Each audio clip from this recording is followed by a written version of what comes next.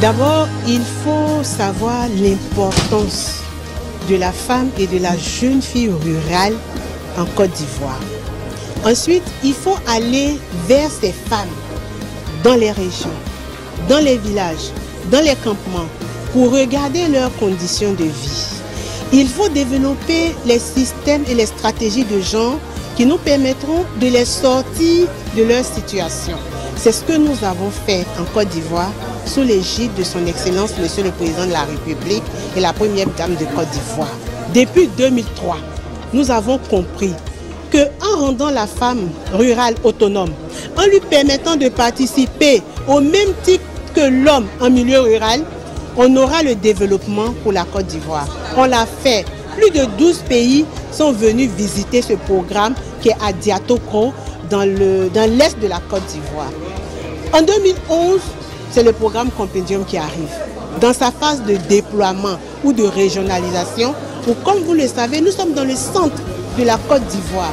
Nous sommes en train de travailler avec les femmes du milieu rural, mais en rentrant par l'excellence, c'est-à-dire les femmes les meilleures qui doivent conduire les autres. On l'a dit, beaucoup d'efforts ont été faits, mais en tout cas, quand on regarde les statistiques, comme le dit le Président de la République, on veut des statistiques encore meilleures. D'où l'importance de ce prix que nous avons aujourd'hui avec All Africa, qui est la plus grande chaîne au niveau du digital et africain. En tout cas, nous en sommes heureuses, mais les premières joies, les premières réflexions, nous les faisons avec les femmes du programme Compendium des compétences féminines de Côte d'Ivoire, qui a plus de 14 000 femmes et qui croient en ce que nous faisons. Quand tu rêves seul, c'est un rêve.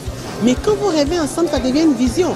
Et quand le premier responsable de ce pays croit en ce que vous faites, je pense qu'on va faire comme ce qu'il a dit tout à l'heure. On va rendre les oreilles très sourdes et puis avancer. Pour que d'ici 2030, on puisse avoir les résultats. Écoutez, je trouve que l'initiative de All Africa sur cette journée est vraiment importante et exceptionnelle. On a besoin d'autant de plateformes que possible pour se rassembler, pour discuter et pour s'aligner sur les marches à suivre, sur la feuille de route, pour que vraiment on puisse accélérer le progrès par rapport à l'égalité des genres. La Côte d'Ivoire est un pays qui est vraiment sur la route de l'émergence, avec énormément d'initiatives qui mettent les femmes au centre des politiques de développement. On a entendu la représentante de la ministre, Madame Mariétou Koné, nous parler de ce qui se passait au niveau des différentes réformes mises en place en Côte d'Ivoire. Également, la conseillère spéciale pour le genre à la présidence de la République a pu partager avec nous l'innovation qu'a représenté le Compendium des compétences féminines. Et donc pour moi, c'est vraiment tout ça, c'est des exemples que les États peuvent prendre pour réellement avancer la cause de l'égalité des genres au point de vue national. Il m'a été demandé de présenter le Compendium des compétences féminines de Côte d'Ivoire. Et pratiquement la majorité des femmes qui sont présentes ici sont au Compendium. Donc vous connaissez le programme. Mais souffrez que je représente, ça vous permettra vous-même de bien connaître votre programme. Comme je vous le dis chaque fois, le Compendium, c'est un programme à multiples faces. Si vous ne savez pas, il y a une, je ne sais pas si elle est là, qui me disait tout à l'heure qu'elle a une présentation à faire dans une banque de la place. Elle doit parler du Compendium. Je lui ai dit, est-ce que tu connais bien le Compendium? Elle dit, bon, je vais essayer. Je dis, non, il faut le connaître. Parce que c'est un programme unique en son genre et dans le monde qui a ses stratégies. Si vous ne savez pas, ils vont penser que c'est une simple base de données. Alors moi, je vais vous présenter le Compendium en 12 points pour que vous sachiez ce que c'est que le Compendium. Alors on y va. Vous êtes prêts? Alors, nous allons vous faire une introduction, vous montrer un peu le fondement du Compendium. Le Compendium en 12 points. Vous parlez aussi de nos défis et perspectives. Fondement du Compendium.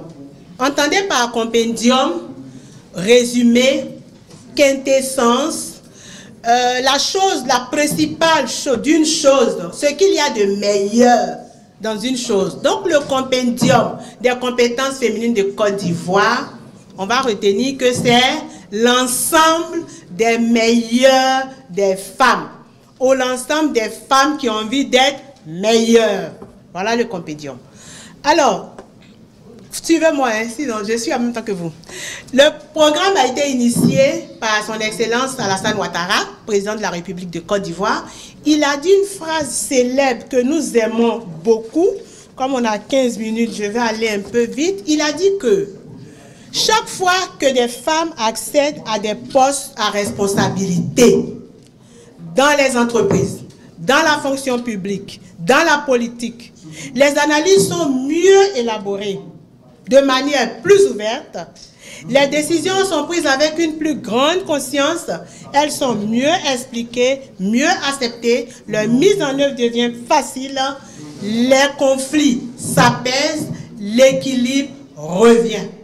C'est cette phrase qui nous a guidés dans la mise en œuvre du programme Compédium des compétences féminines de Côte d'Ivoire. Il y a beaucoup qui se demandent, est-ce que c'est une ONG, c'est un réseau, qu'est-ce que c'est? Le Compédium, c'est un programme national. Il a été érigé en 2016 en programme national. Il est supervisé par la présidence de la République et 12 ministères, dont le ministère de l'Éducation, le ministère de la Santé, de la Famille, de l'Emploi, Jeunes, des Affaires sociales, du budget, ainsi de suite. Donc c'est un programme qui est un programme national. Il est géré par la chaire UNESCO, dont je vous parlais tout à l'heure, aux femmes et pouvoir de décision. Voici la carte d'identité du programme. Mais quels sont ses objectifs? Le Compédium a été créé pour renforcer la visibilité. Les femmes sont là, c'est parce qu'elles ne sont pas visibles. La participation, le leadership des femmes dans la gestion des affaires, aussi bien publiques et privées. Tout à l'heure, la BAD parlait des femmes dans l'administration, dans les conseils d'administration. Oui, on doit les rendre visibles là aussi. Deuxième objectif, c'est de fournir des informations utiles et en temps opportun concernant le recrutement, la nomination, la représentation des compétences. Aujourd'hui, si on a besoin d'une femme, il ne faudrait pas qu'on nous dise on ne sait pas où sont les femmes. Si on ne vous a pas mis dans une base de données en temps réel, quand on va dire de nommer les sénateurs, on dira on ne sait pas où sont les femmes. Vous êtes là, vous êtes compétente, on doit vous voir. Voilà le deuxième objectif du Compédium. Troisième objectif, c'est de pouvoir, à partir de la base qu'on aura, identifier les secteurs où il n'y a pas assez de femmes. Ça aussi, ça existe. Et pouvoir corriger cela. Et quatrième objectif, c'est de favoriser la création d'un réseau dynamique, solidaire, entre les femmes qui auront bénéficié du Compédium. Nous avons 6 ans. J'en profite pour vous dire que le grand mouvement de réseau des femmes compétentes que vous êtes est en route. Quand on va vous faire appel, vous allez voir. Il y a une différence. Le Compédium, c'est un programme qui s'occupe de vous. Le président de la République a dit de nous occuper de vous. Ça fait 6 ans. Vous-même, vous êtes devenu plus ou moins autonome. Vous allez vous mettre en réseau dynamique et solidaire. Ça va aller plus vite. Toujours les fondements. Quelles sont les stratégies qu'on a utilisées? On y va? Suivez-moi avec les femmes. Les stratégies, c'est simple. Hein? On a utilisé les technologies de l'information et de la communication parce qu'on voulait aller à la bonne gouvernance. On a créé le site www.compétencesféminines.gouv.c. Toutes les femmes ivoiriennes. Il suffit de savoir rentrer sur le net, tu t'inscris. Si tu ne sais pas lire et écrire, on te trouvera dans les régions, comme actuellement on est à Boaké. Je vais vous expliquer comment on fait pour ces femmes. Mais vraiment, la question de bonne gouvernance. On sortait de crise. Il y avait eu beaucoup de fractures, entre les différents partis politiques. Et donc, on a dit, mais ce programme que le président nous a demandé, il faudrait qu'il soit vraiment consensuel. Quelles sont les cibles? Vous allez me dire qui est concerné par le programme? Toutes les femmes, je disais tout à l'heure, qui sont compétentes ou qui ont envie d'être compétentes sont concernées. Alors, il y a les femmes cadres de haut niveau. Ça fait 5 ans pratiquement qu'on travaille pour ces femmes. On a les résultats qu'on va vous présenter tout à l'heure. Il y a aussi des jeunes filles qui ont des compétences à affirmer. Elles sont sorties des écoles, elles ont des diplômes, elles sont là. Il faut les aider. Il y a les femmes de tout niveau qui sont dans nos campements, qui ont les meilleures connaissances, mais qui ne sont pas connues. Et enfin, il y a les femmes de la diaspora, j'en vois, qui sont, par exemple, en Norvège, qui ont acquis beaucoup de connaissances, qui sont au Compédium, qui sont prêtes à venir partager ces compétences avec nous. Alors, pour parler des résultats, nous, on a préféré vous parler du Compédium en 12 points. Le premier point, le Compédium, vous me suivez, hein, est un programme de valorisation des compétences féminines. Pourquoi? On fait des formations, on a formé près de 4000 femmes. On sensibilise les femmes. Quand on les appelle, elles viennent. Vraiment, les femmes, applaudissez-vous. Parce que si vous ne venez pas, comment on peut vous sensibiliser? Ensuite, on fait du coaching pour que les jeunes filles puissent être autonomes, pour qu'elles puissent s'insérer. Il y a beaucoup de jeunes filles qui ont bénéficié de nos actions, qui aujourd'hui sont autonomes. Programme de valorisation des compétences féminines. Deuxièmement, le compendium est un outil d'aide à la prise de décision. Je vous disais tout à l'heure, on dit aux décideurs, ne vous fatiguez plus, vous avez la base de données. Cette base de données qui aujourd'hui comporte plus de 14 000 femmes. Si vous avez besoin de compétences, vous avez la disponibilité de l'information pour prendre votre décision. Vous avez vu la lumière, le compendium est là avec l'ampoule pour éclairer les décisions. Le compendium a permis de nommer des femmes. On est passé au Conseil économique et social à près de 30%. Quand la ministre de l'époque a dit au président, Monsieur le Président, je vous remercie parce que vous avez nommé des femmes au Conseil économique. Il a dit remercier le compendium. On a beaucoup aimé cette phrase.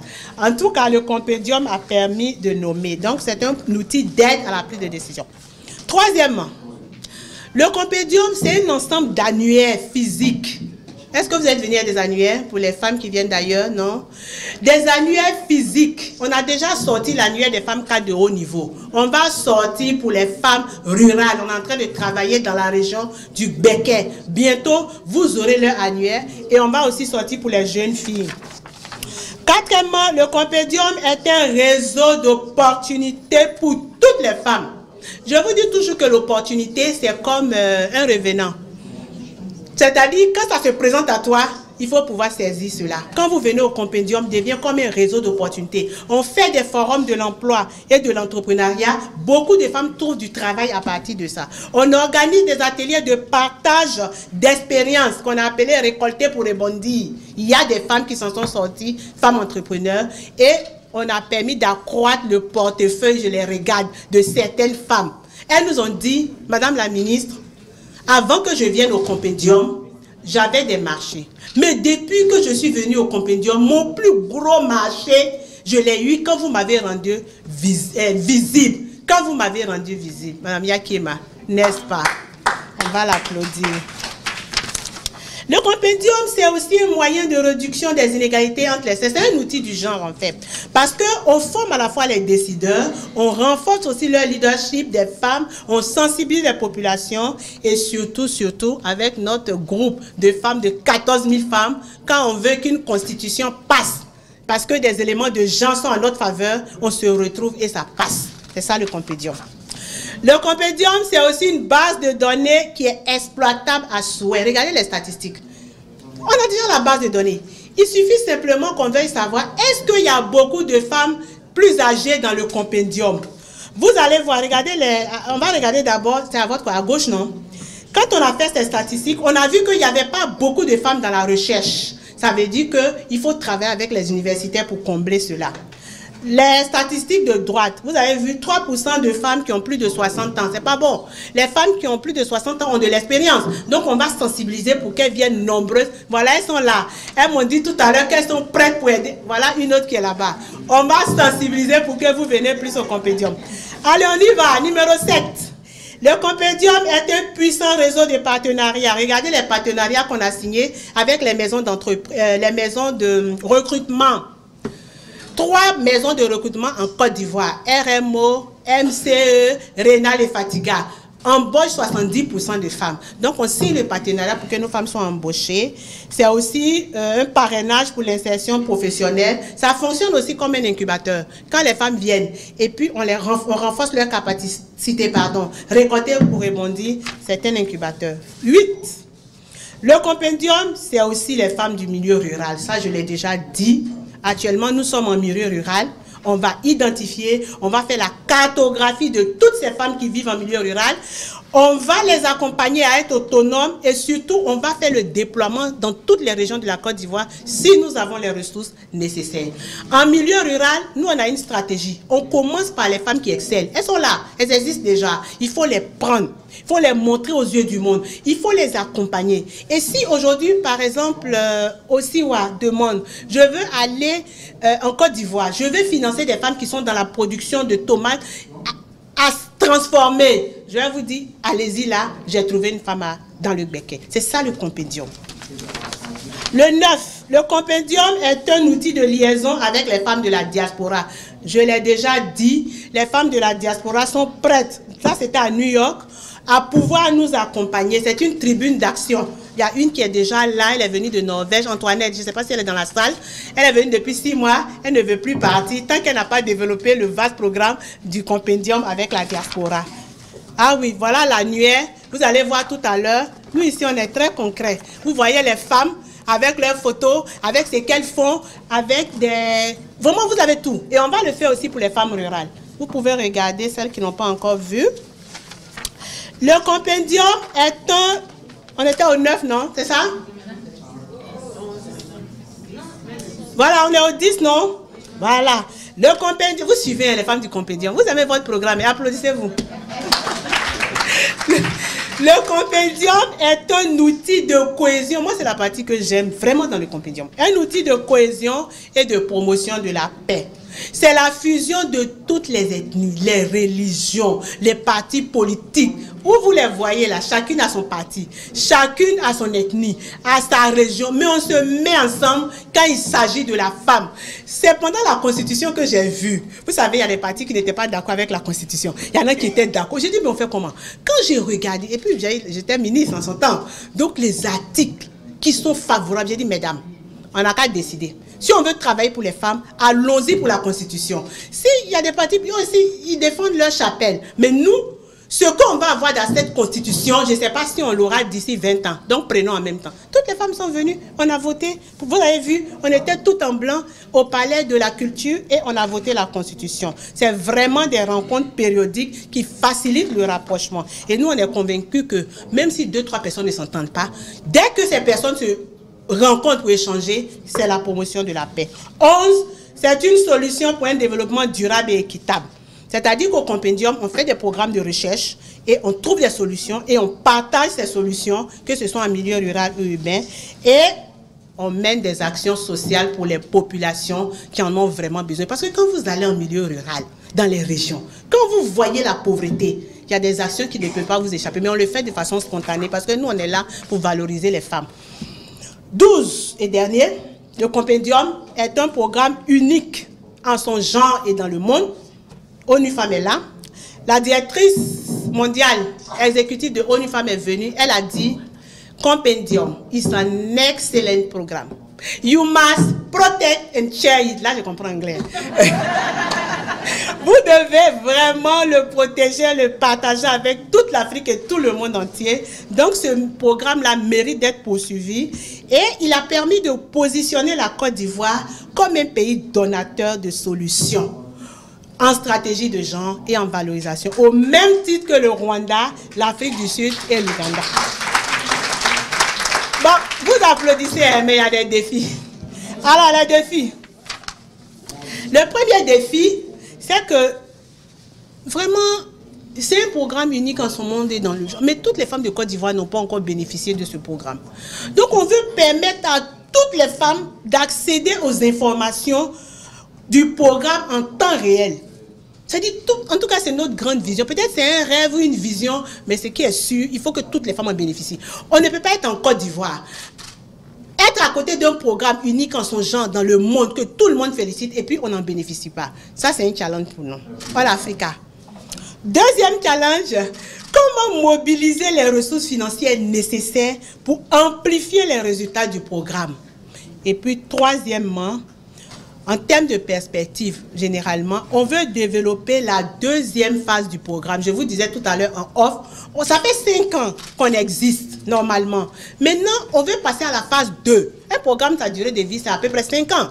À la phase 2, on a besoin d'avoir des partenaires pour nous accompagner à la fois, pour pouvoir mettre en œuvre ce qu'on dit. Tout à l'heure, on parlait des femmes dans les conseils d'administration. On a ça en vue au compendium. Mais si nous, on est seuls avec l'État de Côte d'Ivoire, peut-être que c'est dans 50 ans. Mais si on a Osiwa, on a la banque, on a ONU Femmes, de façon, Madame Oka ne peut pas dire le contraire.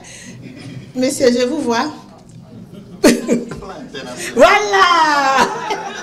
Si on a plein international, on va aller vite et bien et toute l'Afrique va s'en sortir parce qu'il est déjà déclaré programme meilleur.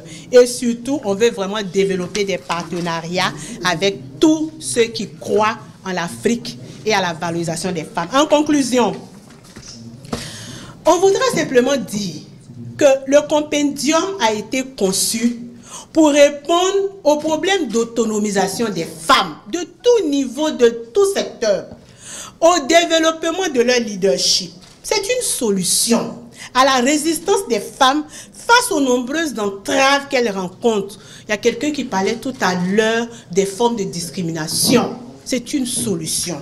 C'est aussi une solution pour atteindre les objectifs de développement durable. À Addis Abeba, on a compté, on répond à 10 ODD sur 17. C'est un outil pour la concrétisation du vivre ensemble, la paix et la cohésion. L'Afrique en a besoin. C'est un programme d'espérance. Un programme qui mérite de toucher toutes les femmes de Côte d'Ivoire. Quand je dis programme d'espérance, quelqu'un qui sait ce que c'est que le compendium, quelqu'un qui sait ce que le compendium peut lui apporter, est-ce qu'il va aller en Libye? Est-ce qu'il va aller en Libye? N'ayons pas peur.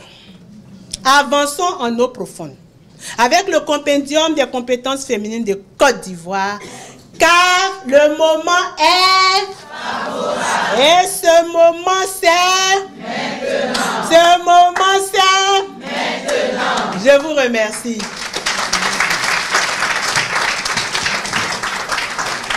Alors, vous comprendrez bien pourquoi Madame la ministre s'est associée à All Africa pour justement nous permettre de vivre cette journée aujourd'hui. Merci beaucoup, Madame la ministre. Merci infiniment, parce que c'est une opportunité que vous offrez à nous autres qui venons d'autres horizons, du Sénégal, d'ailleurs, d'autres pays, et aussi aux femmes qui ne savaient pas ce que c'était ce compendium, d'en prendre connaissance. Et moi, ce que j'ai beaucoup adoré, c'est le mot solution. Vous avez entendu ce matin, il y a eu des diagnostics, il y a eu des chiffres, mais il y a des solutions, et des solutions endogènes. Donc, quoi de mieux que de nous regarder, nous, à l'interne, quelles sont nos forces, de quoi nous disposons, qu'est-ce qui est à côté, et de nous inspirer de ces solutions-là. Donc, merci Madame la ministre, et applaudissez-vous les femmes. Et on va l'inviter, Madame la ministre, à rejoindre le podium. J'en profite aussi pour inviter Monsieur Dr Yao Konan Jules de UNFPA, du Fonds des Nations Unies pour les populations, qui va représenter le docteur Mabi Gengom. Il est spécialiste de santé et de jeunes, adolescents, pour le panel. J'ai le plaisir de démarrer ce panel. Vous avez donc, nous avons nos éminents panélistes qui sont ici. Mais Madame la ministre nous a donné déjà de la, comme on dit en anglais, je ne sais pas si c'est la bonne tradition en français, de la nourriture pour l'esprit. Et donc moi, ce que je voudrais bien faire, c'est peut-être de faire un tour de table pour que les gens réagissent sur ce qu'ils viennent d'entendre, mais aussi sur ce qu'on vient de voir. Et juste, je vais commencer par Monsieur Josiah, le plan international. Merci beaucoup, Madame. Je voudrais commencer par remercier All Africa et saluer cette initiative de compendium de la Côte d'Ivoire. Madame disait tout à l'heure qu'il faut l'étendre à toute la Côte d'Ivoire, mais moi je dis qu'il faut l'étendre à toute l'Afrique. Parce que c'est une initiative qui est novatrice. Et lorsque je vois les composantes de cette initiative, ça focalise sur les choses qui sont des facteurs clés de réussite, de ce que nous appelons égalité de genre. On investit dans la femme, sur sa confiance en soi, sur ses capacités, ça c'est énorme. On investit dans sa mise en relation avec les autres. On investit dans l'institutionnel, dans tout ce qui l'entoure, pour que les décideurs puissent lui créer l'espace. Ça c'est vraiment important. Et j'ai vu ce film, à la fin, nous indique que les solutions sont dans les communautés. Exactement. Que si nous faisons confiance aux communautés, elles sont capables de trouver des solutions. Nous avons besoin simplement d'investir, de croire en ça. Et lorsque nous investissons, nous allons voir ces résultats-là. Et m'inspire beaucoup et j'espère que les autres pays vont apprendre de l'exemple de la Côte d'Ivoire. Merci. Alors, vous pouvez passer le micro à Madame Madeleine. Qu'est-ce que cela vous inspire, vous aussi? C'est bon, vous pouvez y aller, je pense. On m'entend? Non, je ne crois pas. C'était allumé, c'était déjà allumé. C'est bon? Oui. Bon, je vais y aller. Hein. Oui, en fait, moi j'aurais un point de vue particulier. Madame la ministre le sait, puisqu'on a porté ensemble le bébé compendium. Pour dire que, à l'époque, j'étais au PNUD et elle n'était pas encore ministre. Et c'était une idée... L'originalité de cette idée, c'était d'abord de saisir au mot une volonté exprimée par la plus haute autorité de ce pays. Lorsque le président Alassane Ouattara est venu au pouvoir, les gens lui ont dit il faut les femmes, il faut les femmes. Il a dit où sont les femmes? Le prenant au mot, Madame la ministre a mis en place ce compendium. Et lorsque nous avons fait les recherches, c'est pour ça qu'elle incite, pour dire que c'est quelque chose de novateur, lorsque nous avons fait les recherches, on s'est rendu compte qu'il y avait des répertoires. Mais elle, son idée allait bien au-delà du répertoire. C'est une base de données interactive qu'on met à jour, qu'on actualise sur une base régulière et qui va au-delà des femmes qui sont les femmes ayant un savoir académique. Dans le compendium, il y a les 3 strates de femmes, celles qui ont un savoir académique, celles qui ont les jeunes femmes diplômées qui ont besoin de pouvoir valoriser leurs connaissances théoriques par la pratique, et puis celles qui ont un savoir qui est non académique, qui sont dans les régions et qui constituent très souvent l'essentiel de femmes qui pourtant sont les chevilles ouvrières du développement de leur pays. Donc il y a cette idée de prendre au bon une volonté exprimée pour la transformer en une initiative qui repose sur des technologies modernes et qui va au-delà du centre, des centres urbains, là où on va toujours en général. À partir de là, il y a cette volonté d'aller de l'avant, quelles que soient les difficultés. Parce qu'aujourd'hui, c'est devenu un programme national. Mais à l'initiale, et pour la petite histoire, je me souviens lorsqu'elle est venue nous voir, on a dit c'est une initiative qui est logée dans un cabinet ministériel.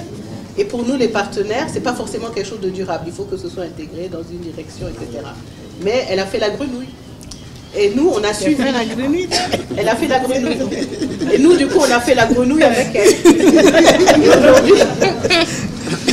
Et aujourd'hui, quand on voit, c'était en 2011, hein, oui. Lorsqu'on voit 7 ans après ce que est devenu le compendium, on se dit qu'elle a eu raison de faire la grenouille. Et que ce sont des choses comme ça à promouvoir. Parce que c'est novateur. Quand on a cherché partout, dans tous les réseaux, il n'y avait pas ça. Moi, j'ai parlé avec une dame tunisienne, elle a été cherchée partout, on a tout été cherché, mais ça n'existait pas. Donc, c'était vraiment quelque chose qu'il fallait réinventer. Aujourd'hui, on passe à une phase délicate de la mise en œuvre du compendium. Parce que, bon, maintenant, on a mis en place, mais maintenant, on nous attend au tournant. On nous attend au tournant. Et il faut passer maintenant à une mise en œuvre. Vous savez, les projets, ils démarrent. Mais après, comment ils deviennent pérennes? On en est à la pérennisation. Donc, c'est à ce moment-là qu'il faut vraiment pouvoir, ayant démontré sur ses ressources propres ce qu'on peut faire, mobiliser des partenariats, comme elle a dit. Et ça passe par une connaissance profonde des domaines d'intervention prioritaires des partenaires. Et cette connaissance profonde des domaines prioritaires d'intervention des partenaires ne peut que garantir le succès. Parce que tout partenaire a envie de s'associer à quelque chose qui marche en répondant à son mandat. Donc c'est ce que je voulais partager avec vous, en disant que 7 ans après, vraiment, ce produit-là a pris. Et il fait fond de toutes les forces et les forces motrices qui nous ont été présentées tout à l'heure et sur lesquelles il faut s'appuyer pour mener à bien une telle initiative. Merci beaucoup, Madame Balima. Alors, le compendium, c'est aussi les jeunes filles, ce ne sont pas seulement les femmes cadres. J'ai vu aussi que les jeunes filles sont appelées à s'inscrire. Et l'usage de nouvelles technologies, c'est aussi, je pense, innovant parce que ça permet aussi de créer ce pont-là avec cette jeune génération. Juste quelques mots avant de passer. Merci beaucoup, Madame la ministre. Merci à mes deux prédécesseurs. Bonjour à tout le monde. Je pense que ma collègue, un avocat, a pratiquement tout dit. Et pour l'UNFPA, je pense que c'est quelque chose pour lequel nous sommes très associés. Je pense que notre mandat l'indique bien et on ne peut pas s'en défaire. Mais moi, j'ai suivi le compendium à son début. Ça passe pas? Non, je pense pas. Ça passe pas.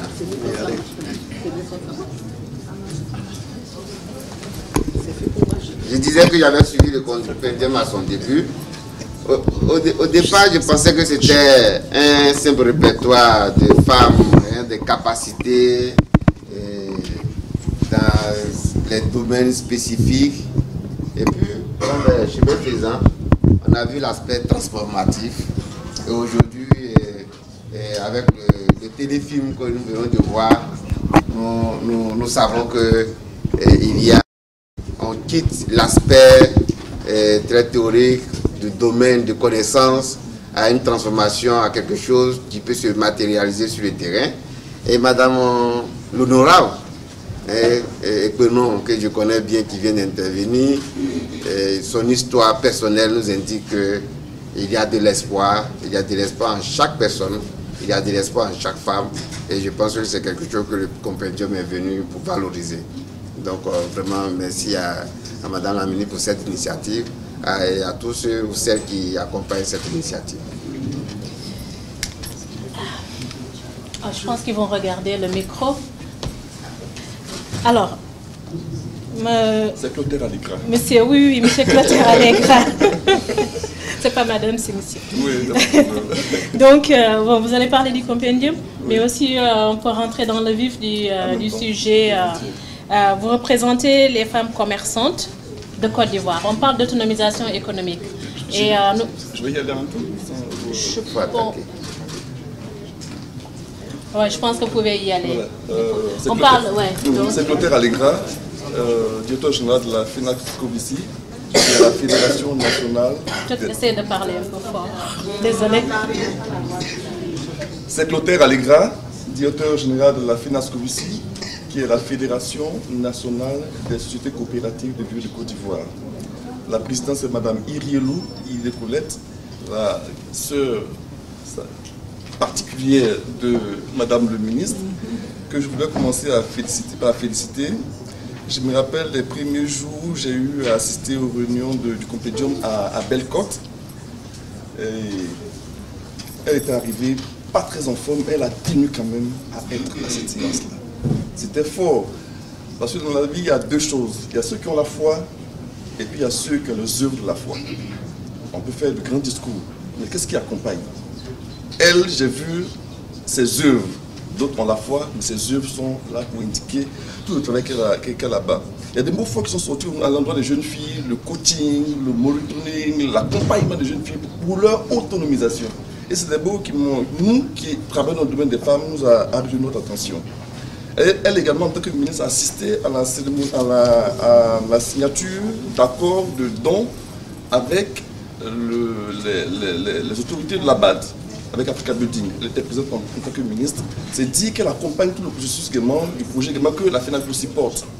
Et ce projet, c'est le PAFSA, qui est le programme d'appui à la production vivrière et à la sécurité alimentaire. Il prend en compte l'ensemble des régions de la Côte d'Ivoire. Et elle a intervenu tout à l'heure sur le milieu rural. Nous pensons que le milieu rural est l'un des milieux qui peut résorber substantiellement la problématique de l'emploi des jeunes, de l'emploi des jeunes filles en Côte d'Ivoire. Nous savons qui sont ceux qui interviennent dans le secteur du vivrier en Côte d'Ivoire. Il y a 4-5 années en arrière, on avait autour de 60-70% d'actifs féminins qui intervenaient dans le secteur du vivrier en Côte d'Ivoire. C'est-à-dire que c'est ces femmes-là qui nourrissent les Ivoiriens jusqu'à nous. C'est que les hommes commencent à intervenir dans le secteur.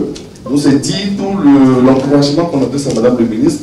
Et en ce qui concerne le PAFSA, qui est le programme d'appui à la production vivrière et à la sécurité alimentaire, nous avons toutes les régions de la Côte d'Ivoire concernées. Nous avons la production qui prend en compte 50 000 hectares de terre avec 40% avec équipement d'irrigation goutte à goutte. Nous avons la transformation des produits vivriers comme le manioc, comme le riz, comme la tomate en concentré et autres. Nous avons également l'amélioration des conditions de vie des femmes. Parce que 4 millions d'emplois sont pourvus dans le cadre de ce projet-là. Et la grande majorité, c'est des jeunes filles qui seront formées comme tractoriste, comme agriculteur, comme intervenant, comme intermédiaire dans le secteur du février. Je ne vais pas être très long, comme il y a plusieurs interventions, voilà ce que je peux dire, et félicite une fois de plus Madame le ministre, ma grande sœur. Merci. Merci beaucoup, M.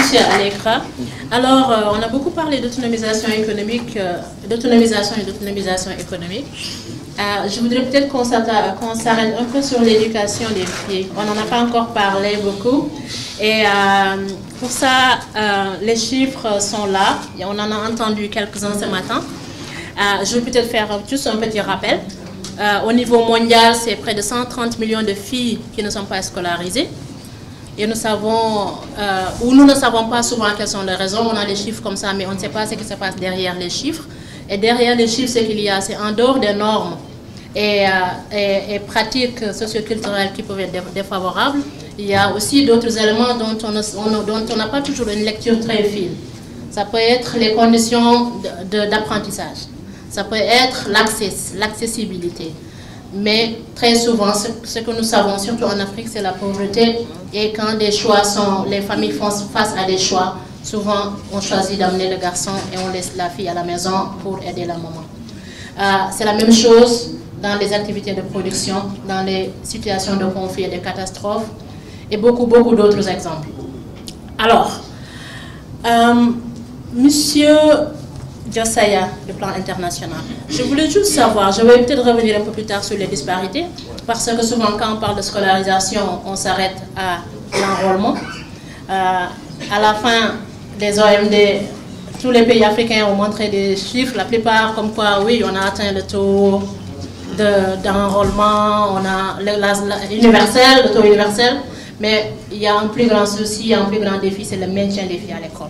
Je voulais juste, peut-être que vous, en étant directeur de l'Afrique et du Centre de plan international, vous intervenez beaucoup sur les questions d'éducation, de nous dire un peu, aujourd'hui, quelles sont les priorités en matière de réforme, quelles sont les voies et moyens que vous préconisez, tant au niveau des législations, mais aussi au niveau des pratiques, des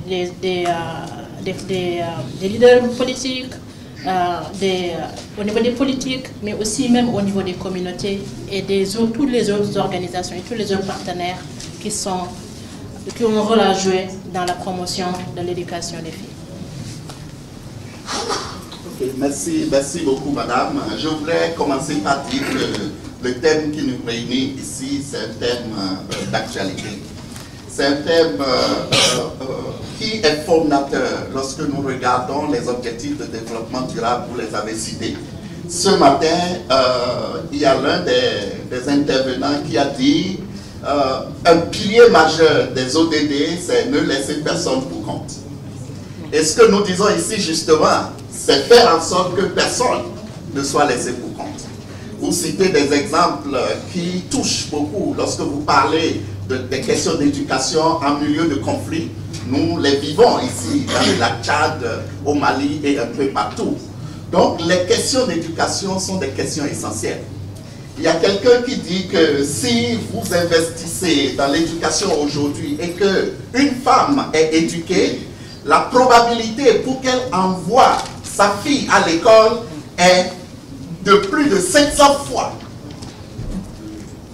Lorsque vous mettez de côté, lorsque vous mettez une femme qui est éduquée et une autre qui n'est pas éduquée, la probabilité pour que celle qui est éduquée envoie sa fille à l'école est de l'ordre de 700 fois. C'est énorme. Et j'aime le lien entre l'autonomisation économique et l'éducation. Parce qu'en réalité, lorsque nous investissons, quelqu'un l'a dit ce matin, lorsque nous investissons dans l'économie, dans le pouvoir économique des femmes, on voit les implications dans l'éducation des enfants, très clair. Et il y a des statistiques aussi qui disent que lorsque nous laissons la fille à l'école pour une année supplémentaire, ça peut engendrer jusqu'à 10% d'amélioration de ses revenus dans l'avenir. Ça montre toute la pertinence du thème que nous sommes en train d'aborder aujourd'hui. Lorsque nous avons parlé de l'éducation dans le passé, les gens ont beaucoup investi dans les questions d'enrôlement au niveau des écoles. On peut envoyer plusieurs enfants à l'école, des filles à l'école. Mais qu'est-ce que nous faisons de la qualité de l'éducation?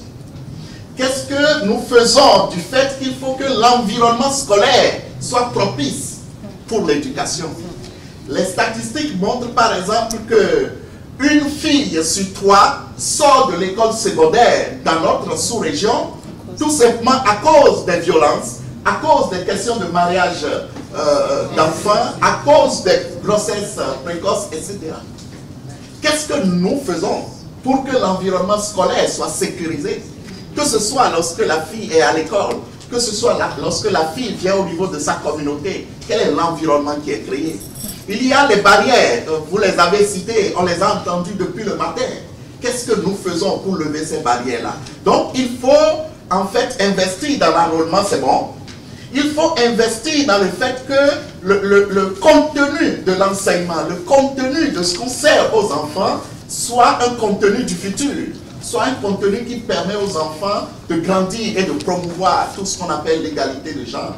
Et il faut aussi investir dans le fait que les acteurs de l'école, les enseignants, les parents d'élèves, tout ça, puissent croire en ce que nous devons faire en sorte de promouvoir l'éducation en général, mais l'éducation des filles. Parce qu'il y a encore des disparités, des inégalités énormes qui ne sont pas acceptables. Nous faisons la promotion d'une approche intégrée. Une approche qui ne focalise pas seulement sur l'enseignement à l'école. Une approche qui prend en compte tous les maillons essentiels pour que la fille qui va à l'école puisse non seulement apprendre, mais puisse diriger. Puisse décider d'elle-même les questions de santé sexuelle et de la reproduction. Puisse s'épanouir. C'est pour ça notre stratégie globale que nous venons de lancer vise à faire en sorte de transformer la vie de 100 millions de filles dans le monde et les aider à apprendre, les aider à diriger, les aider à décider et les aider à s'épanouir. Nous croyons fortement en ça et nous pensons que ce que nous sommes en train de faire va dans le même sens parce qu'une seule organisation ne peut pas réussir l'ambition, la problématique que nous sommes en train d'aborder. Nous devons travailler en partenariat. Merci.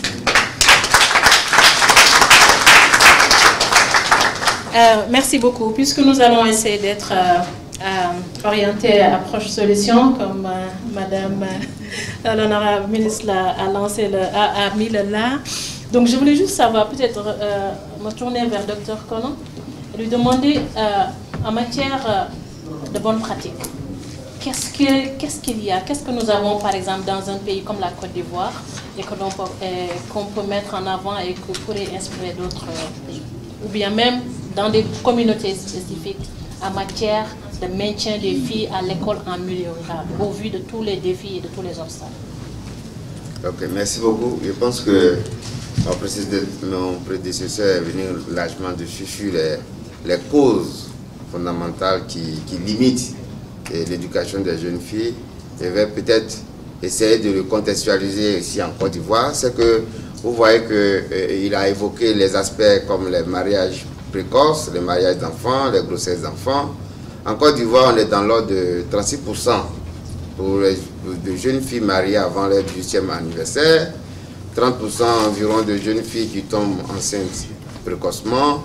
Et vous voyez que c'est essentiellement deux facteurs clés qui arrachent en griffe les filles de l'école.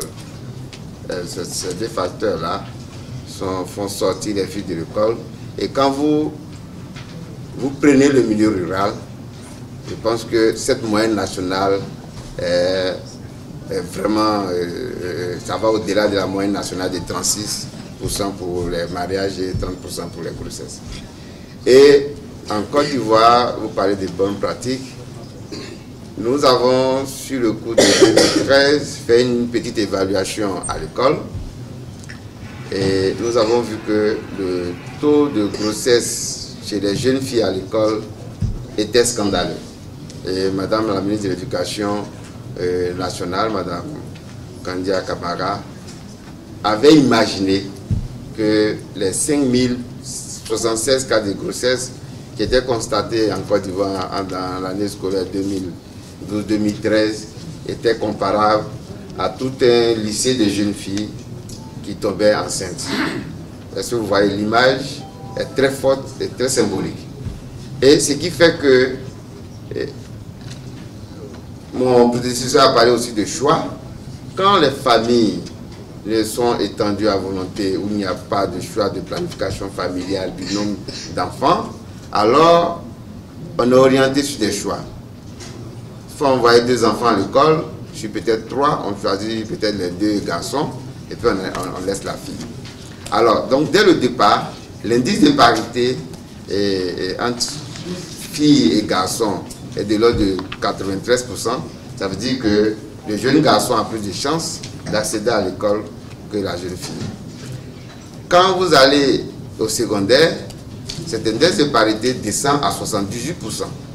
Ça veut dire que pour un garçon et une fille qui sont allés à l'école, on a plus de chances, 100 fois, 100% pour le jeune garçon, et puis peut-être 3 fois sur 4 pour la jeune fille de se maintenir à l'école. Et c'est encore une fois scandaleux. Ça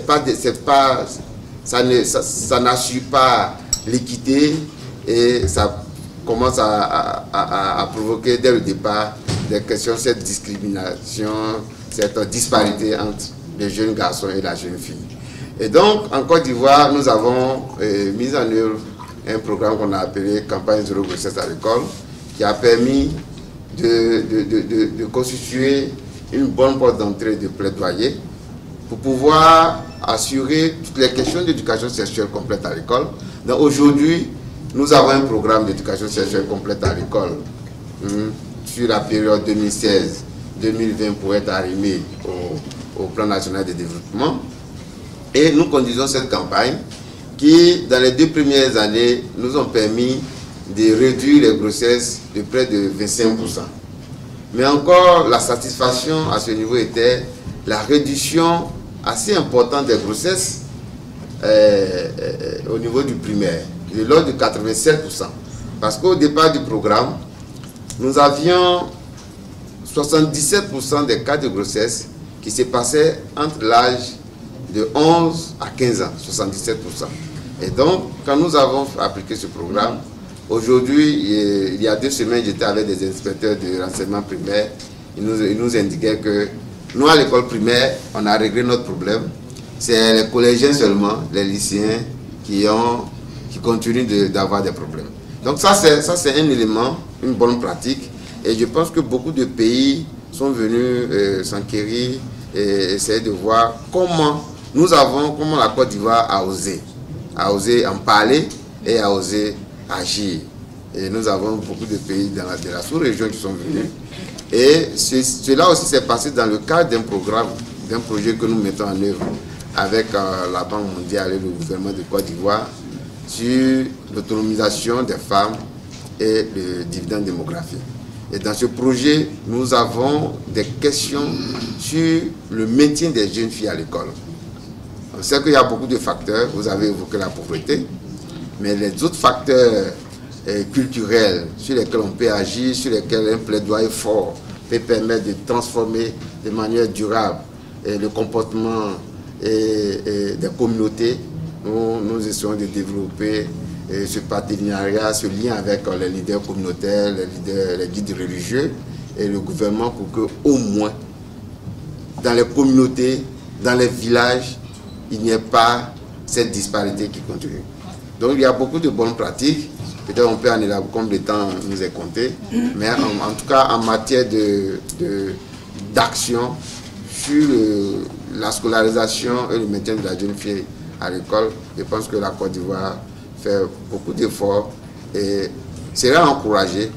Cela aussi mérite de faire une sorte de mobilisation des ressources pour que ces programmes-là soient poursuivis et qu'au niveau des communautés, les choses se passent pour le mieux au profit des jeunes filles. Merci beaucoup. J'ai parlé des jeunes qui se déplacent, qui vont en Libye. Vous voyez, ce n'était pas dans le programme Compendium au départ, mais on essaie de leur montrer que vous ne pouvez pas avoir ce programme d'espérance. Vous êtes jeunes. C'est votre vie d'abord. Et vous devez sortir tout de vous. Ne regardez pas ailleurs. Pas plus tard qu'hier, j'étais dans le centre de la Côte d'Ivoire, la 2e grande région. Les jeunes m'ont invité, vous voyez ça comment. Même, il y avait peut-être 80% de jeunes hommes, mais bon, je suis partie. Et je leur ai dit, parmi vous là, qui a déjà sa vision? Sur les 2000 qu'ils étaient, peut-être il y avait une cinquantaine. J'ai dit, bon, donc vous venez vous promener, on vous a dit, madame la ministre arrive, et puis après vous repartez, qu'est-ce que vous allez devenir? Donc on essaie de sensibiliser le jeune pour qu'ils prennent les ressources en eux-mêmes, qu'ils aient confiance et qu'on puisse avancer. Je leur ai dit aussi que si vous n'avez pas de vision, même si vous avez les opportunités, vous allez les dépasser. Si vous voulez compter que sur l'État, regardez les programmes, vous n'allez pas y arriver. Donc vraiment, je leur tiens un langage de vérité pour qu'ils puissent sortir d'eux-mêmes. Et bizarrement, ils sont très heureux. C'est ce qui fait que quand on mobilise, quand on va dans le centre, c'est 10 000 personnes qui sortent. 110 chefs du village, il y a une film qu'on ne vous a pas montré, 110 chefs du village, au moins 6 000 femmes, il y en a même qui sautent les clôtures, il y a une qui me disait pour arriver à temps, là où nous sommes, nous n'avions pas d'argent à leur donner. Donc nous sensibilisons. Avec la ministre de l'Éducation, il a dit tout à l'heure, quand il y a eu les problèmes de grossesse en milieu scolaire, il a dit, on ne peut pas être une jeune fille accomplie s'il y a les grossesses. Et puis il y a quelque chose qu'on n'a pas souvent dit, je ne sais pas dire la prostitution, mais les tenues, vous avez vu quand on vous a formé les jeunes filles, les tenues bizarres, on projette, on leur montre, on dit c'est pas avec ça que vous allez être. Je veux dire, on est très concret. Ce que je voulais ajouter, juste à ce que mon collègue a dit, en Côte d'Ivoire ici, il y a eu la sensibilisation, mais il y a aussi la loi qui est devenue un modèle. Et la ministre et le président de la République a pris une loi obligatoire pour l'éducation des enfants. On a sensibilisé, il y a des parents qui n'ont pas compris. Mais qu'est-ce qu'on fait? On prend la loi pour rendre cela obligatoire. Et puis, moi, à mon avis, on devait vraiment regarder, vous l'avez dit d'ailleurs, les statistiques de près et se poser la question de savoir pourquoi est-ce qu'on n'y arrive pas. Et il a dit, nous, notre solution, c'est l'approche intégrée, l'approche de coordination. Tout à l'heure, il y a une grande presse de la Côte d'Ivoire qui me demandait, mais quelle est la solution? Je dis la coordination. C'est pas parce que tout le monde parle de promotion de la femme, promotion de la jeune fille pendant 100 ans qu'on va y arriver. Vous savez qu'il y a des gens, nous, on a la chance quand même d'être à la fois au village. Hier, je venais de Boaké, être dans un milieu de programme, mais être à la fois conseiller spécial du président.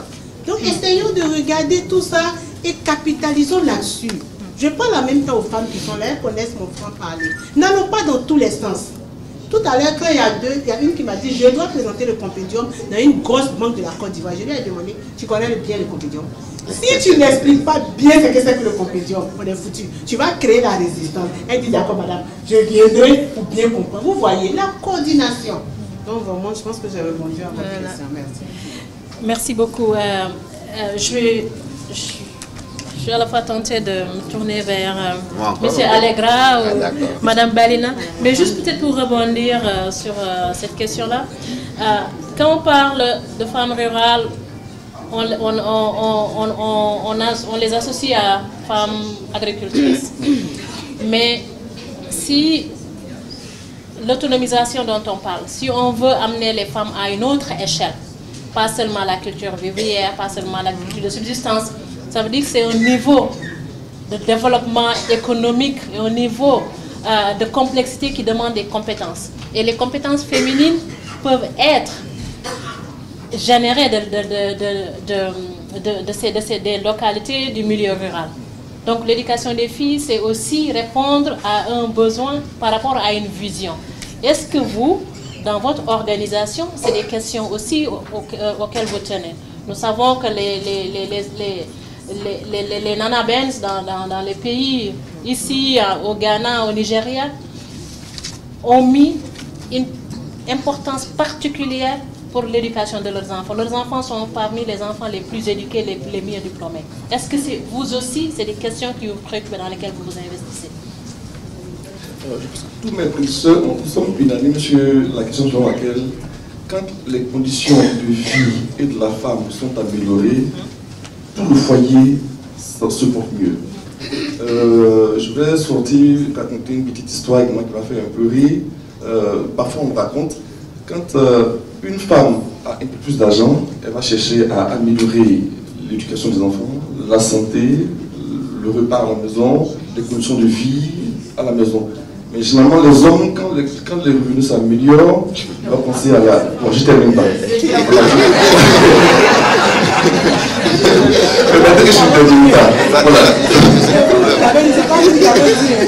C'est pas une femme qui le dit, parce que vous savez, quand les femmes organisent, vous voyez, le genre est tenu à la table. Le genre est tenu.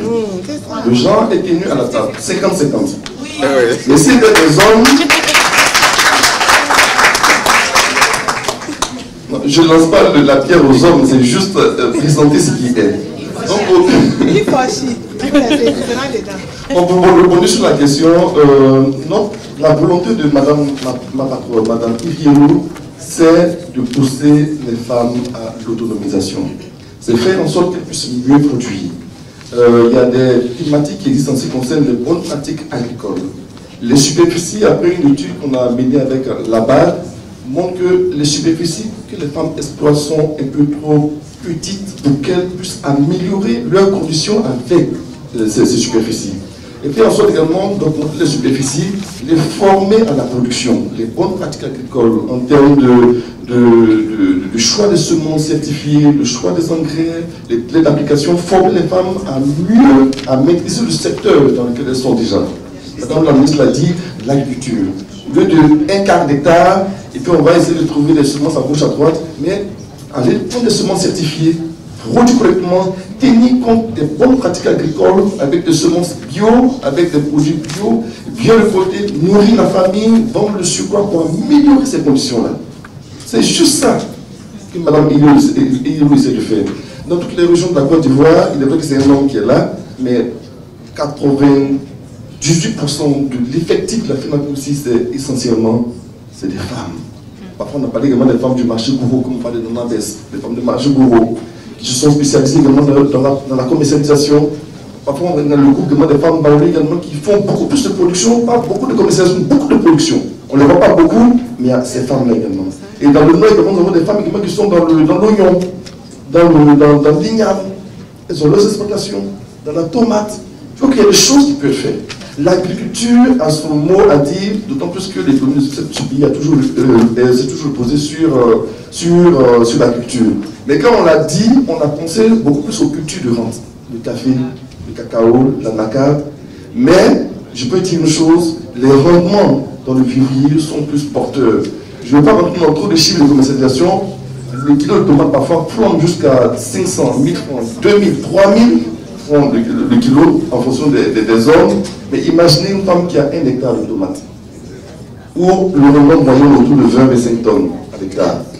Vendu ne serait-ce qu'à 100 francs de puissance. On a appelé 2 millions, 3 millions. Même en un cycle. Donc je veux dire que ce secteur-là peut aider nos jeunes filles. On peut les installer, on peut les former, les encadrer, les aider à vendre à l'international. Les produits ivoiriens sont demandés dans la plupart de nos pays. Là, une bonne production, on n'arrive pas toujours à évaluer, mais on a au moins 20-25% de la production locale qui sort vers les pays comme le Ghana, le Togo, le Bénin. J'ai vu certains produits ivoiriens, même au Niger, au Burkina, en Guinée, au Libéria. Il y a une bonne qui sort. Et ça, c'est l'interaction sur-sur. Il faut qu'on puisse promouvoir, encourager nos jeunes filles à se mettre dans la production, à bien produire surtout. Madame la ministre l'a dit, il faut professionnaliser le secteur. Si elles le professionnalisent, elles pourront en tirer un meilleur revenu. Je pense que j'ai trop parlé, je m'arrête là. C'est très intéressant. Je vais me tourner vers Mme Balena. Quand on parle de l'autonomisation économique, de l'autonomisation de la femme rurale, de la femme d'une manière générale, de l'autonomisation économique de la femme rurale, c'est l'accès à la terre. Je sais que Onifam s'est investi sur cette question-là. Alors, je voulais juste savoir, c'est l'accès à la terre, mais aussi l'accès à toute la chaîne de valeur. Comment est-ce que la situation se présente ici en Côte d'Ivoire et quelles sont, s'il y en a, les mesures qui sont prises tant au niveau des politiques, mais aussi au niveau des communautés pour faire face à ces défis-là? Merci. La question n'est pas tant une question d'accès que de contrôle. C'est vrai qu'il y a une question d'accès. En général, les femmes arrivent à accéder au foncier. Elles négocient le foncier. Mais après, elles ne peuvent pas pérenniser leurs activités. Et puis évidemment, dans certaines de nos sociétés, y compris en Côte d'Ivoire, les femmes n'héritent pas de la terre parce que ça contribue selon les croyances à diviser, les patrimoines familiales, etc. Donc, cette question d'accès à la terre et au contrôle à la terre, qui dans tous les pays est une question très sensible, parce que là on va au cœur de la possession économique de nos communautés qui sont essentiellement rurales. Je crois que les gouvernements, les États en sont conscients. Et le travail à faire, c'est accompagner le travail. Le mot qu'on a lancé tout à l'heure, c'est transformation. Hein. On ne peut plus faire business as usual comme avant. Si on veut obtenir des sauts significatifs, on est obligé de changer la façon de faire. Et ce travail-là, c'est un travail qui requiert de travailler sur les normes. Tout à l'heure, on parlait de modèles. Il faut promouvoir des modèles de femmes qui réussissent. Maintenant, les gens le reconnaissent. Hein. En général, dans nos sociétés, tout le monde veut des garçons. Mais maintenant, les gens vous disent, ah, les garçons, comme vous dites, ils ne sont plus là. Hein, mais les filles, elles veillent toujours à s'assurer au mieux jour. Donc maintenant, les gens commencent à réfléchir différemment. Ça prend du temps parce que tout le monde a été façonné comme ça. Si nous, un jour, on vient nous dire 1 plus 1 égale 4, alors qu'on nous a dit 1 plus 1 égale 2, ça nous prendra du temps. Pourtant, 1 plus 1 peut faire plus avec les effets de synergie. Donc, c'est un travail de longue haleine qu'on doit faire avec les communautés. On doit pouvoir identifier les leaders d'opinion parce qu'eux, ils aident à faire changer les choses. On accompagne, en fait, ces processus-là. Mais les femmes qui veulent accéder à la terre, tout à l'heure, j'entendais M. Adingra, mais en fait, on n'a même pas encore fini d'explorer tout ce qu'on peut explorer avec ce qu'on a. Et donc, il y a la question aussi d'innovation. Il faut pouvoir innover. Vous parlez de tomates, etc. Mais maintenant, il faut pouvoir conserver, consommer sous d'autres formes. Maintenant, on trouve de l'amande séchée dans les supermarchés. Et on en exporte aussi. La dernière fois, je recevais sur le média WhatsApp quelque chose sur les bienfaits du pain de singe, qui a des qualités en termes de calcium 2 fois plus élevées que le lait. Alors qu'on est tous à chercher à boire du lait, on dit on n'a pas de vache, on doit aller directement maintenant au baobab, etc. Donc il va falloir innover, il va falloir pouvoir conserver, il va falloir savoir valoriser. Et là, déjà ce qu'on a, on va pouvoir l'exploiter. Et l'innovation, on en a parlé tout à l'heure, il faut pouvoir être audacieux, il faut pouvoir sortir des sentiers battus et ne pas vouloir s'insérer dans les modèles qu'on nous a déjà donnés, mais voir ce qu'on a et voir comment on peut le valoriser. On parle par exemple d'aller aux marchés internationaux, c'est vrai, mais d'abord essayons de couvrir notre demande à nous. Suscitons la demande, parce que maintenant les produits dits équitables, même dans les pays maintenant, les nationaux veulent ces produits équitables. Donc si on arrivait déjà à produire pour les satisfaire, à orienter leur goût, on serait peut-être moins dépendant des fluctuations des marchés internationaux. Et ayant assis cela, on pourrait maintenant servir davantage, en étant plus maître des décisions, les marchés qui requièrent nos produits.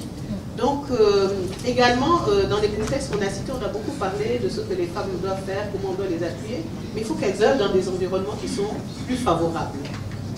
Cela veut dire que les instances qui ont pour mandat d'appuyer les femmes doivent être adaptées à leur situation, à leurs besoins.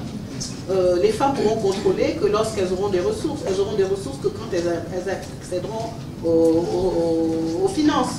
On dit que dans la sous-région, les banques sont super liquides. Mais pour prêter aux femmes, c'est toujours très difficile. Bon, on leur apprend à avoir des dossiers bancables. Mais en même temps, que dirait-on, le processus qui aille vers elles, tenant compte de leurs spécificités, sachant qu'elles remboursent de façon exemplaire et qui pourrait offrir des situations financières à ces femmes-là. La révision des têtes discriminatoires, ça c'est quelque chose que l'UFAM soutient beaucoup. On a beaucoup de dispositions discriminatoires à l'endroit des femmes.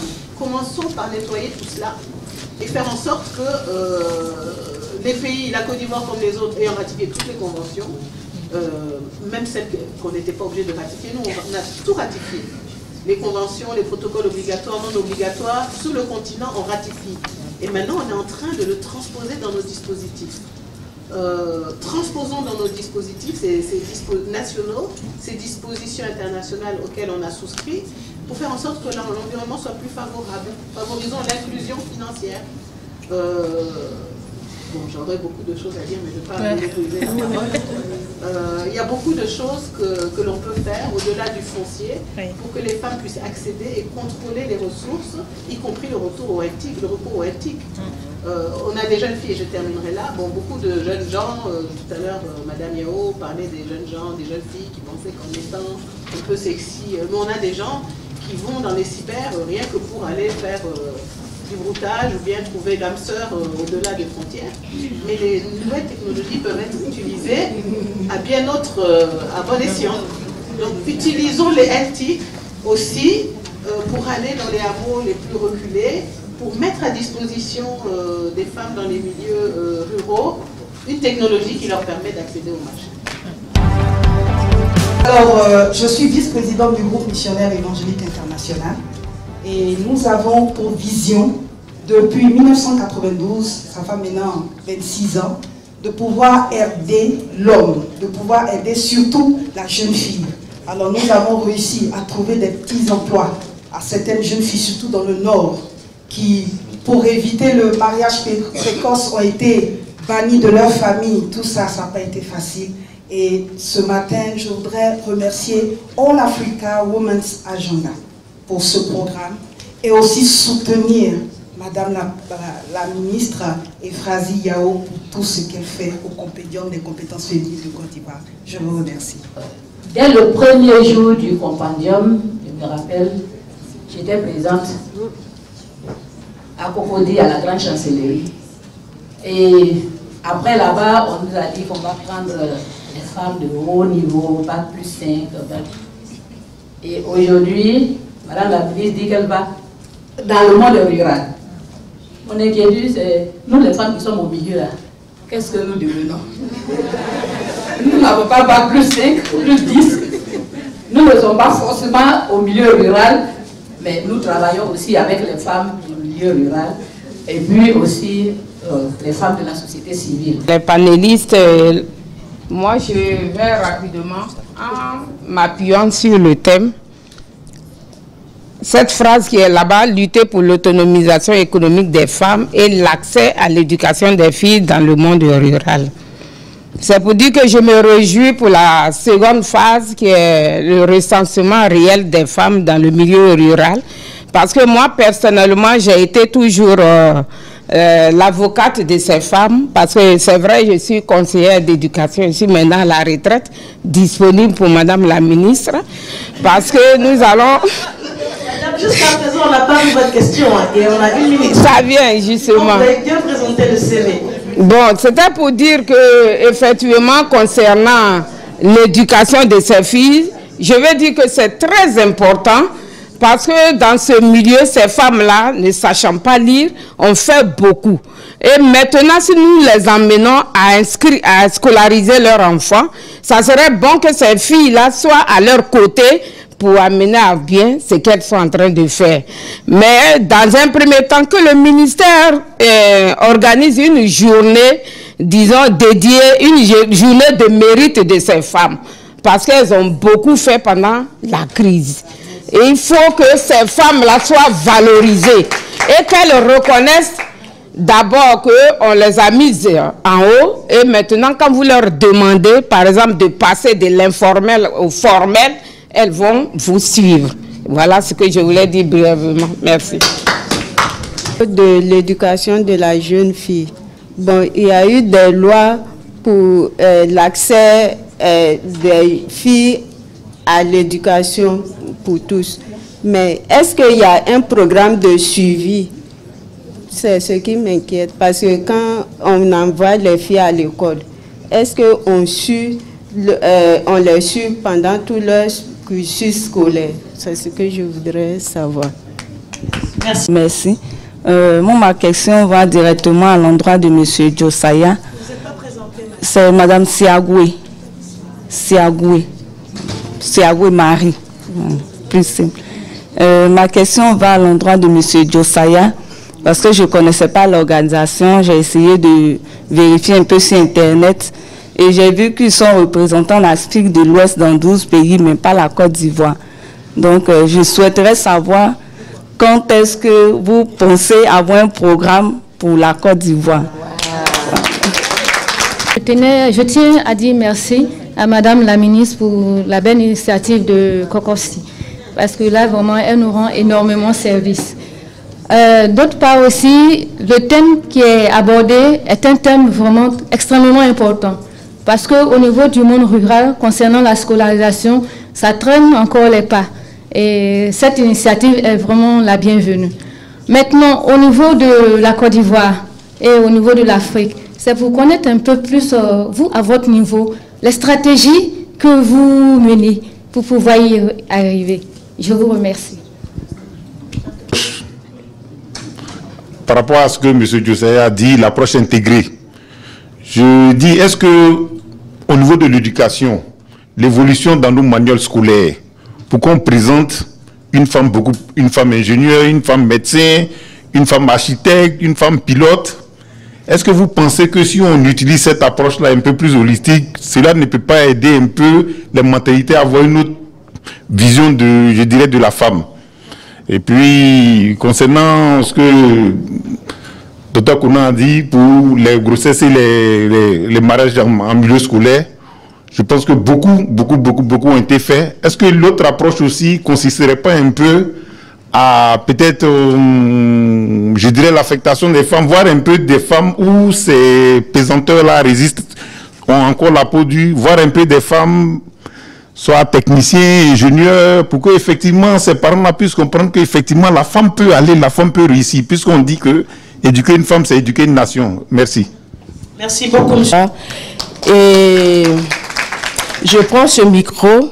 Déjà, il y a une bonne partie de mon intervention qui a été dite par celui qui est intervenu avant moi à propos de la promotion d'une approche intégrée pour la jeune fille. Et en milieu rural, nous constatons jusqu'à maintenant que l'information ne va pas jusque dans les tréfonds. Il faut alors aller vers ces filles, ces femmes qui attendent. Je me tenais un jour dans un car, j'ai eu mal au cœur lorsque j'ai vu une jeune fille demander le numéro de son siège pour pouvoir s'asseoir. Et j'ai mis sur place une petite ONG pour l'alphabétisation de la jeune fille. Ici, je pose la question de savoir comment nous accompagner, nous qui avons à cœur de faire ces petites activités pour aider la jeune fille à aller à la scolarisation. Je vous remercie.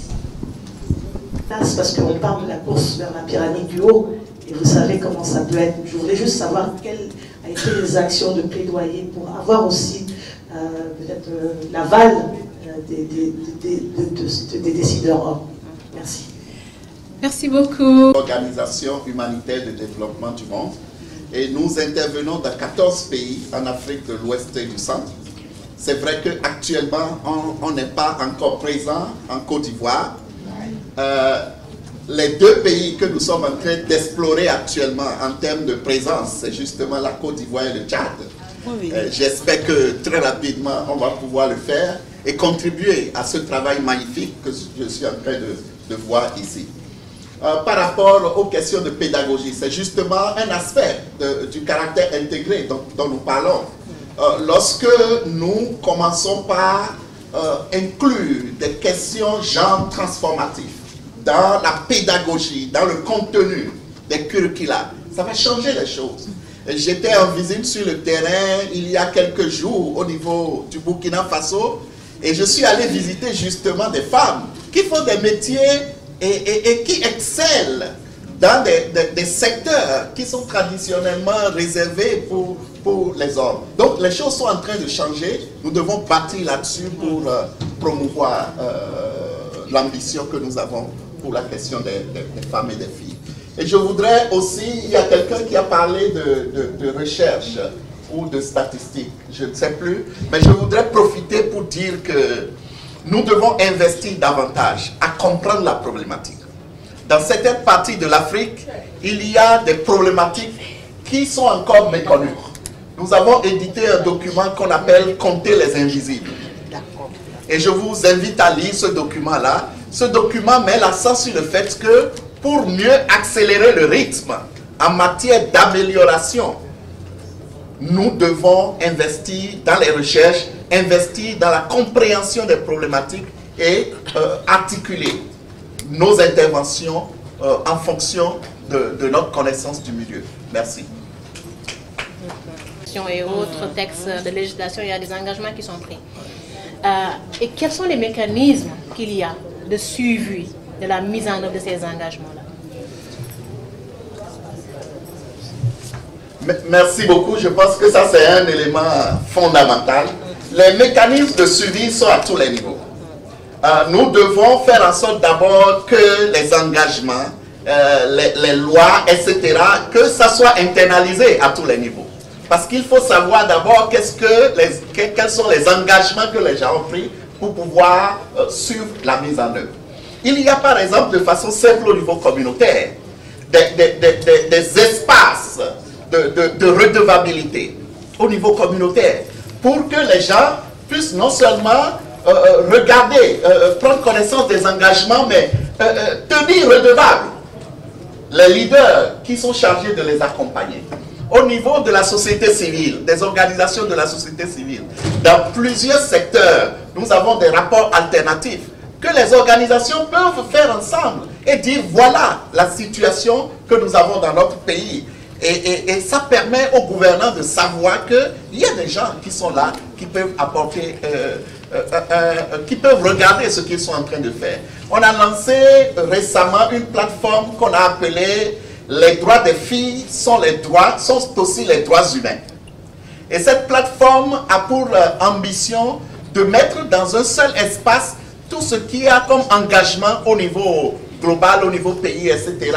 et les textes de loi, pour justement aller dans ce sens-là, justement faire en sorte que chacun de nous puisse prendre connaissance de ces engagements et tenir les gens redevables. Donc il y a beaucoup de choses qu'on peut faire, et surtout lorsque nous sommes ici comme médias, comme acteurs de la société civile, etc., mettons-nous ensemble pour pouvoir faire avancer, faire progresser le respect de ces engagements.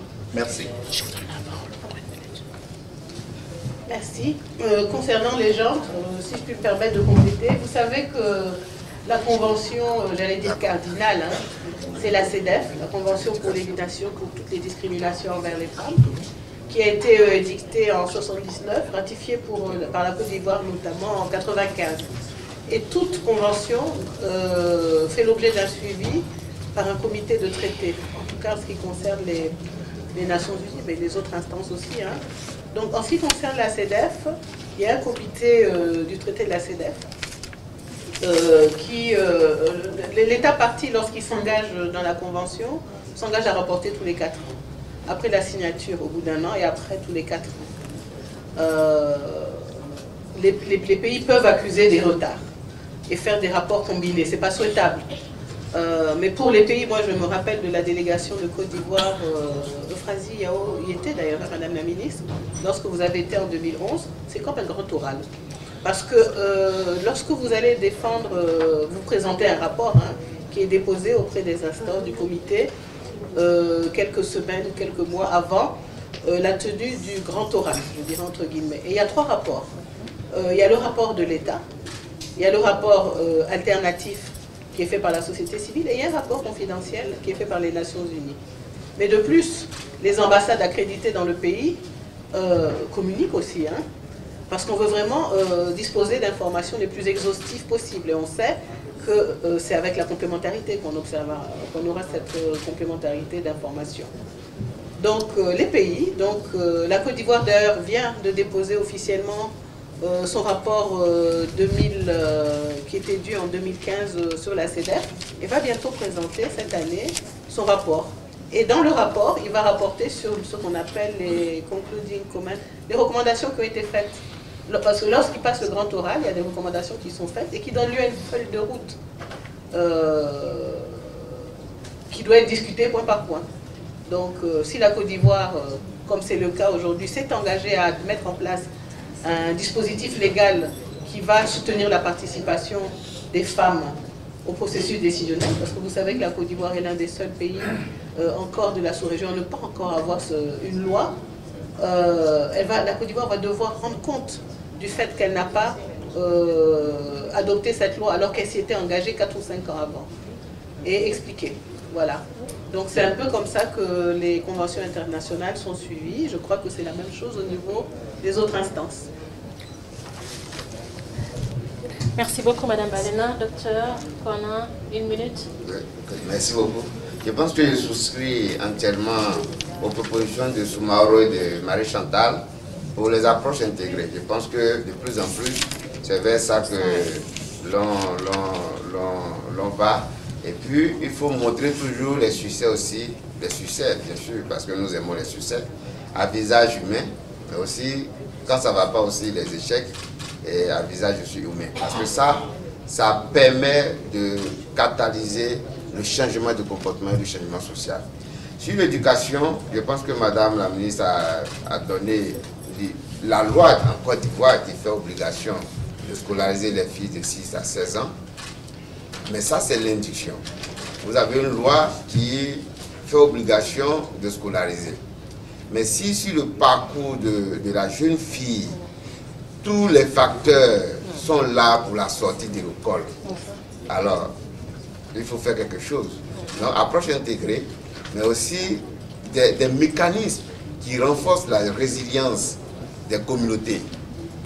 Pour que ces communautés, vous parlez tantôt de suivi, ces communautés, qu'on soit au village, avec les leaders religieux, les leaders communautaires, les chefs, les groupements de femmes, de jeunes dans ces villages, au niveau de la ville, les organisations membres de la société civile, puissent aussi jeter un regard. Parce que certainement qu'en haut lieu, on va faire de jolis rapports qui ces rapports-là peuvent être un peu décalés des réalités parce que les actions sur le terrain ne sont pas tout à fait monitorées et des choses qui nous échappent. Donc, ces facteurs qui éloignent les filles de l'école, il va falloir les maîtriser, comme je l'ai indiqué tantôt, de parler de résilience. Mais je me pose aussi la question, souvent, dans nos programmes intégrés d'éducation sexuelle et d'offre des services de santé, de la reproduction aux jeunes filles, cela nous montre aussi qu'on doit aller sur cette approche intégrée-là. Quelqu'un me disait quelque part, il me faisait un petit calcul, il me dit, mais est-ce que vous savez qu'avec 2 implants, un implant c'est une méthode contraceptive et qui a une durée, une efficacité de 3 à 5 ans, est-ce que vous savez qu'avec 2 implants pour une jeune fille, elle peut terminer son bac sans problème parce qu'elle ne sera pas enceinte. Mais ça, c'est un élément. Mais il faut accompagner cet élément-là d'autres capacités, d'autres connaissances, d'autres compétences de vie pour que peut-être on soit à l'abri de méthodes d'une grossesse non désirée. Elle a aussi la capacité d'éviter les autres aspects sur les violences sexuelles, les violences basées sur les genres, où elle peut être exclue de sa communauté. Donc vous voyez que l'approche intégrée a une valeur très sûre ici. Et je pense que c'est vers ça qu'il faut tendre, pour qu'au moins les communautés, les femmes dans les villages puissent avoir aussi la capacité d'autonomiser, d'être autonomisées, mais aussi de scolariser les filles. Quelqu'un, mon voisin le disait, quand une femme a un peu de moyens, c'est sûr qu'elle va passer à l'école de son enfant, particulièrement de sa fille, et faire en sorte qu'il y ait du succès au bout. Merci. Cette fois-ci, 1 minute. Je vais juste regarder le thème et dire que le milieu rural, c'est-à-dire l'agriculture, il y a l'agriculture, la production animale, la production végétale, la pisciculture, ces éléments-là peuvent aider les femmes à avoir plus de revenus et par ricochet contribuer substantiellement à l'éducation de leurs enfants et à leur maintien dans leurs écoles. Merci. Merci beaucoup. Alors, la dernière parole, le dernier mot revient à Madame. Elle a pas mal de questions. Son Excellence. Voilà. Merci. Vous avez donné l'occasion aux femmes du Compédium de m'abattre. D'accord, on va essayer. La première question, elle a dit, on était avec les femmes cadres de haut niveau pendant 5 ans. Ils ont eu des résultats. On passe aux femmes du milieu rural. Et celles qui sont au milieu. Ça, c'est une question. En fait, je disais tout à l'heure qu'il y a des femmes de tout niveau qui excellent dans leur domaine d'activité qu'on veut mettre en valeur. Ça veut dire qu'on peut partir des femmes rurales jusqu'aux femmes professeurs agrégés, mais qui excellent. Parce qu'on veut promouvoir l'excellence pour tirer les autres, d'accord? Mais hier, Anna est là, on a eu ce problème. À Boaké, c'est la première région où on est en train d'expérimenter. Quand on a installé les commissions, je leur ai dit, mesdames, nous sommes dans la grande région. Il y a nos villages, il y a nos campements qui sont là. Est-ce que vous pouvez, sur la base de nos valeurs, amour, solidarité, audace, ça j'en ai pas parlé, aller d'abord chercher les mamans du milieu rural. C'est votre rôle. Vous avez un réseau. Vous venez ici, on vous explique avec des personnalités. Vous aidez les autres femmes, n'est-ce pas? C'est le moment, on a décidé de faire ça. Allez les choisir d'abord. Qui arrive en milieu rural? Si ce n'est pas le compétition. Allons d'abord. Maintenant vous, regarde tout ce que les dames ont dit. Tu as entendu, non? On est 14 000 femmes. Il n'y a même pas plus de 200 femmes dans la salle. Mais tu fais partie. Tu vas utiliser tout cela pour travailler. Et quand on va finir les femmes rurales, que moi j'ai envie de voir, les femmes compétentes, on va arriver sur vous, sans problème. Et puis vous bénéficiez déjà de toutes ces personnes, des finances qui vous accompagnent. Ou bien? Voilà. Alors, deuxième question. Oui, les journées d'excellence pour les femmes que vous êtes, que nous connaissons. Nous, à Boaké, ce qu'on a fait, on les a mises dans le comité d'identification. On sait qu'elles sont compétentes, on les a bien regardées. Il y a 26 femmes dans le comité, la commission Becker, et puis il y a une trentaine de personnes dans le comité d'identification. Mais avec la ministre, ça, c'est pas un problème. Pour primer les femmes qui excellent, c'est spontané. Si c'est ce qui vous plaît, je vais voir avec la ministre, on va le faire. Ne vous inquiétez pas. Mais comme on était dans la durée, c'est pour ça. Le suivi de la loi, on a déjà répondu. Madame la ministre et moi étions ensemble de l'éducation il y a 2 semaines. Je lui ai posé la même question. Vous savez ce qu'elle fait? Elle est dans ce qu'on est en train de faire, la transformation. Voici la loi. Mettez vos filles à l'école. Non, c'est trop compliqué. La nourriture, quand les filles vont, c'est trop loin. Comment on va faire pour assurer? Elle dit, bon, cantine scolaire. Elle a résolu un problème. Deuxième chose, non, il y a la répartition des rôles. Quand les filles sont là, elles doivent faire tout pour la maman. Elle ne peut pas vraiment bosser, comme on dit, bien aimé, comme le garçon, internat. Je ne sais pas si vous me suivez. Et c'est ce que nous sommes en train de faire. Il y a une unité genre au ministère de l'Éducation. Et je souhaite que ça soit ainsi dans tous les domaines. Je ne vais pas insister là-dessus pour ne pas me poser la parole. Mauro, présenter les femmes modèles, c'est ça le compendium. Présenter les femmes modèles de réussite, ça c'est un, mais nous on ne s'arrête pas là. Pour que ces femmes, au nom de l'amour, la solidarité et l'audace, puissent servir de modèle aux autres, puissent tirer les autres, puissent accompagner les autres de leur secteur. Nous on va plus loin. Marie-Chantal, alphabétisation. Marie-Chantal, tu es une des femmes qui est le plus bénéficiée des activités du compendium. Son témoignage est aussi éloquent que celui de Eponon. Elle dit, je ne savais pas que j'avais des talents d'écrivaine. J'étais là, mais à partir de tout ce que j'ai reçu pendant 5 ans au compendium, elle a sorti un livre, j'appelle ça le livre de management. Elle-même, elle est étonnée. Maintenant que tu as compris, que tu veux aider tes soeurs, on a dit tout à l'heure, tu commences, tu fais, il y a la direction de l'alphabétisation qui est là, tu connais nos méthodes, on bouge, on se déplace, tu vas les voir, je vais vous aider. Comment vous me donnez les ressources pour vous aider? Il y a tout de techniques, tu n'as même pas besoin de poser ça ici. Merci. Et anime, le patronat, c'est la dernière question, non? Oui, le patronat, Madame Massobo est partie. On a eu contact avec le service de... Vous avez vu tout à l'heure le vice-président de la Chambre de commerce et de... C'est nous qui les avons invités. Quand ils ont vu le programme, comme on dit, ils ont acheté le programme.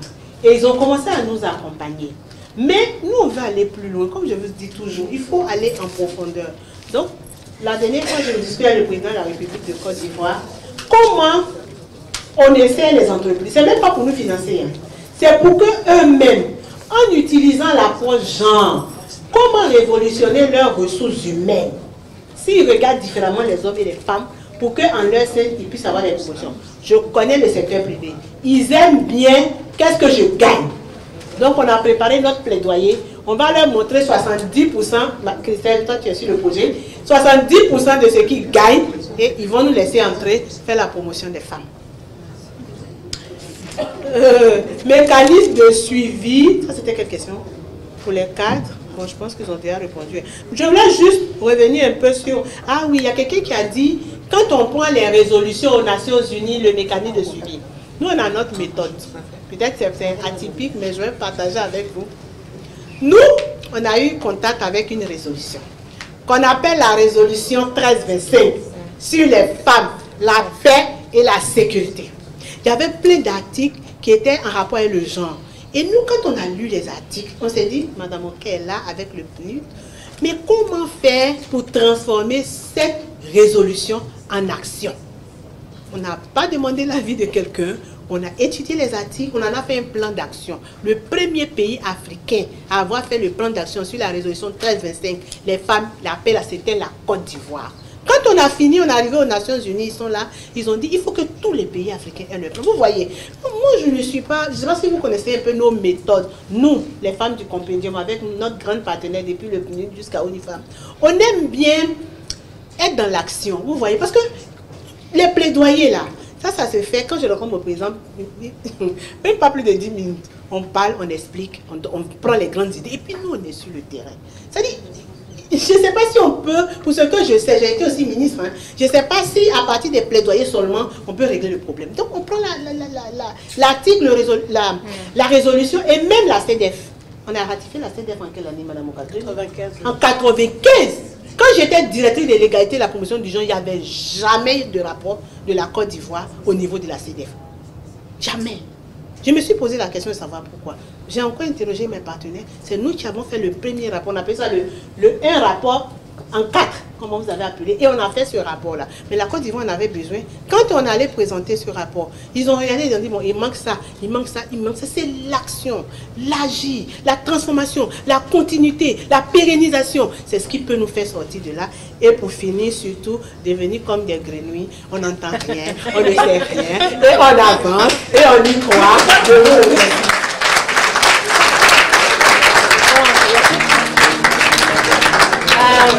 Alors donc, je vous invite à applaudir tous nos panélistes, mais aussi au public qui est resté. Merci beaucoup, merci. Nous sommes tous passionnés par ces questions-là et je pense que les discussions ont été très, très riches.